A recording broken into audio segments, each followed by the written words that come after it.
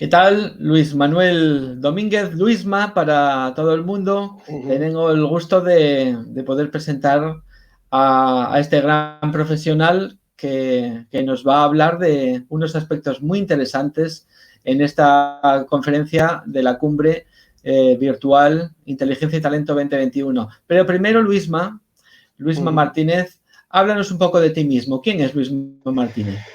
Bien, pues ahora mismo soy investigador en la Universidad Rey Juan Carlos en Madrid, que es donde vivo, aunque yo soy de Las Palmas y por el acento de ahí también se nota. Y antes de ser pues, el investigador en FERSE, que es nuestro grupo en particular, pues he estado trabajando en distintos colegios en Las Palmas, mi ciudad, luego en Madrid, y he podido trabajar sobre todo de orientador, ¿no? Y eso me ha permitido trabajar con muchísimas familias, con muchísimas personas y niños que tienen, pues, bueno, necesidades específicas, y nos ha llevado a recabar pues, muchas preguntas que han dado como respuesta el producto o el concepto que queremos desarrollar en mi conferencia. La inteligencia sensible. Qué interesante, Luisma, porque estamos hablando no solo de un investigador, lo cual es importantísimo, por supuesto, sino también de un investigador, digamos, de abajo arriba, ¿no? Eso es. Y tu conferencia, que se llama Educar personas con alta inteligencia sensible, esto tiene que ser la leche, Luisma. Cuéntanos qué vamos a aprender. Bueno, sobre todo es descubrir que muchas personas que ahora mismo están siendo diagnosticadas como TDAH, Asperger, autismo o incluso trastornos de ansiedad o depresión, realmente no tienen un problema patológico, sino lo que tienen es una dotación alta en inteligencia sensible que tiene que ser educada. Y que si logramos educar esa inteligencia sensible cuando los niños y las niñas son pequeños, no tendrán que sufrir ese tipo de situaciones tan desagradables como pueden ser la ansiedad, la depresión y aspectos patológicos que efectivamente luego pueden generarse, pero educando es posible solucionarlo, ¿no? O sea que estamos viendo, Luisma, si te entiendo bien, como que desde tu práctica profesional en tantos colegios, Sí. has ido viendo cómo esas etiquetas quizás no son tan necesarias y lo que tenemos es que fijarnos más en esa personita, en ese niño o esa niña y en su sensibilidad, ¿no? Efectivamente, descubrimos que hay, bueno, y está reforzada por muchas investigaciones científicas, que las personas tenemos distintas sensibilidades y en particular las personas con alta sensibilidad pueden sufrir mucho el tsunami de información que les llega por su sensibilidad y su capacidad intelectual para gestionarla, para imaginar sobre ella, inventar el futuro. En principio eso es un gran talento, pero puede suponerles un gran problema si no aprenden a gestionarla. Y nuestro sistema educativo no alimenta el pensamiento creativo, no alimenta estas sensibilidades, ¿no? Entonces, pues no solo pensando en el alumno, sino también pensando en los profesores, que muchos de ellos son con alta inteligencia sensible y eso les lleva a quemarse, al famoso burnout. Y lo mismo con muchos padres y madres, ¿no?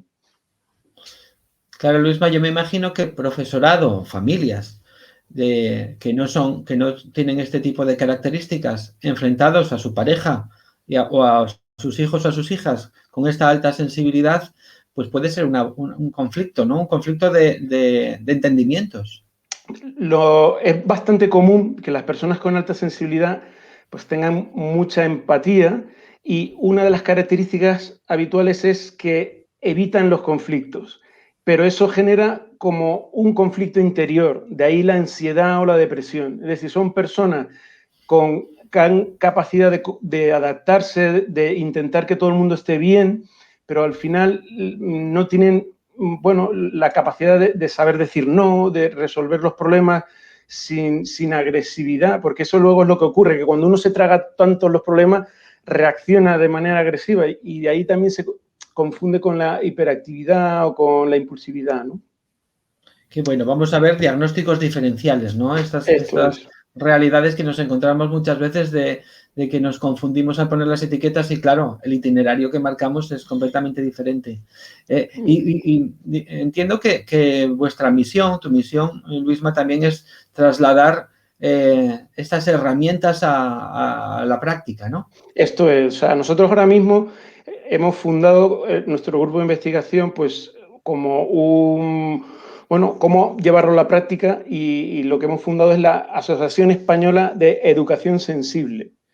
Y se trata de educar a cada persona a partir de su propia sensibilidad, sabiendo que tanto los profesores, cada uno tiene su propia sensibilidad y eso va a condicionar su manera de enseñar, como cada niño de su aula tiene distintas sensibilidades. Y no es malo ni bueno tener mucha o poca sensibilidad, es diferente.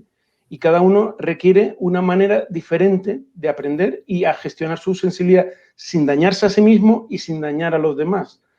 Y de ahí, pues efectivamente, nosotros, y en la conferencia, pues procuro también dar algunas pinceladas de qué herramientas, de qué manera, de cómo podemos trabajar conjuntamente para mejorar esa educación sensible. Me recuerda, Luisma, tus palabras me recuerda a aquella frase que el tío de Spider-Man le decía, que todo gran poder requiere de una gran responsabilidad, ¿no? Sí, De alguna esa, forma, tener un gran talento, como es esa sensibilidad, requiere de la gran responsabilidad de manejarlo, ¿no? Y de enseñar a manejarlo. totalmente, ¿no? Porque una de las características que tienen también las personas con alta sensibilidad es ser conscientes, precisamente por su empatía y sensibilidad, también son empáticos y sensibles hacia adentro. Y entonces son conscientes de su potencial y tienen como la necesidad de darlo, de ayudar al mundo, pero a la vez ven como al darse sufren el impacto del mundo. Entonces es como una necesidad imperiosa de acompañamiento, ¿no? O sea, pero una vez que se aprende, pues es maravilloso, ¿no? Claro, qué diferente puede ser, entiendo, Luisma, que es algo que vamos a aprender contigo, qué diferente puede ser la trayectoria vital de una persona que entienda esas características o que las interprete como un problema, ¿no? Si consideran que es TDAH. Efectivamente. O sea, en particular, o sea, hay un autor que se llama Dabrowski que explica claramente cómo las personas que no aprenden a gestionar estas desintegraciones en su interior, pues pueden acabar en estados muy graves o incluso en el suicidio, porque esa sensibilidad lleva a ser insoportable, o sea, cuando es muy grande, ¿no? Y sobre todo cuando se junta con altas capacidades, etcétera, ¿no? Por lo tanto, es bueno, muy necesario educar esto desde el principio y darnos cuenta desde que son muy pequeñitos. Esto es fantástico. Dabrowski nos llevaba hasta Jesucristo, ¿no? Nos Sí, llevaba sí, sí, sí, hasta el extremo de la capacidad de liderazgo con el totalmente. bienestar, ¿no? Y de apoyar a las personas. ¿Qué tiene que ver, Luisma, todas estas cosas que nos estás hablando de la sensibilidad con la alta imaginación también, con la alta creatividad? Bueno, hay precisamente el concepto de inteligencia sensible, lo que queremos es como completar el concepto tradicional de inteligencia, que se estaba quedando como un poquito obsoleto porque solo medía el razonamiento.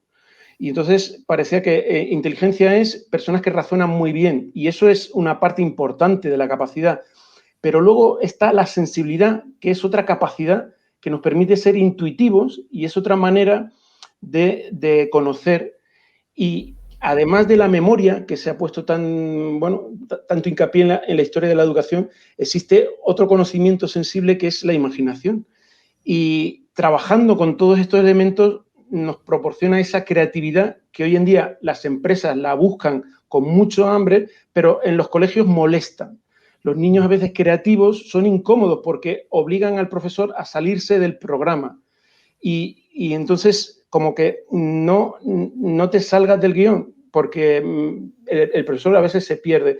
Y yo lo que les digo a veces a los profesores es, no tengas miedo a educar aviones, aunque tú seas un coche, una moto. O sea, tú no tienes que volar como vuela él. No te preocupes, no es un menosprecio a ti, sino reconoce que ese niño tiene unos talentos que tú no tienes, pero que a la vez ese niño no es capaz de moverte como tú, como una moto, pero reconocer las diferencias para que el profesor no se sienta como ofendido de que su alumno pueda saber más en ciertas cuestiones o ser más creativo que él.